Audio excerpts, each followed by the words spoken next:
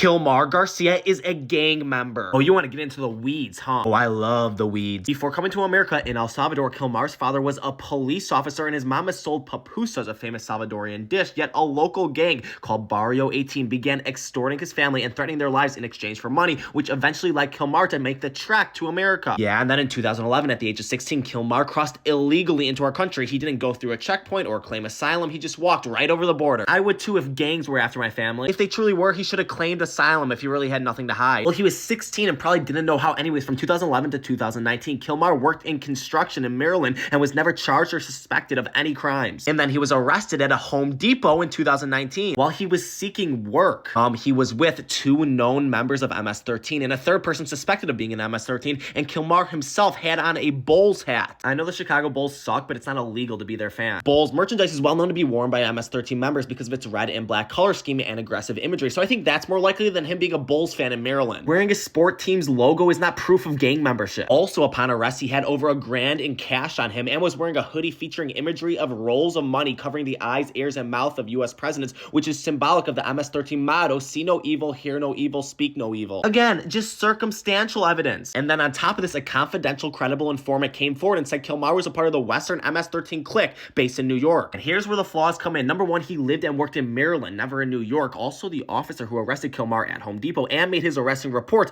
was the same officer who conducted the confidential informant interview, and that officer, Ivan Mendez, was suspended and eventually fired just days after dealing with Kilmar due to misconduct. The officer was fired for providing confidential information to a SAGS worker in exchange for SAGS. Nothing to do with Kilmar's case, but that destroys his credibility. No, because despite that, two immigration judges denied Kilmar's request for bond, citing suspicion of gang membership. Denying bond requires a much lower standard of proof than a criminal conviction. All that's required is credible suspicion of gang membership. Well, two judges seem to think so. The only ruling that actually matters is his actual immigration case months later, where a judge ruled that the gang allegations were not substantiated, but what was substantiated was threats against his life from gang members in El Salvador. So the judge granted him a withholding of removal order, which allowed him to lawfully work and live in the United States with his wife and 3 special needs kids. I think the evidence speaks for itself. ICE had a chance to appeal the ruling, but didn't, and we're a country where you are innocent until proven guilty in a court of law. So Kilmar is innocent and he's never been proven guilty. I'd like to see him name one player other than Michael Jordan who's ever played for the Bulls. So you can't ask him because he's in an El Salvadorian prison despite never being convicted of anything.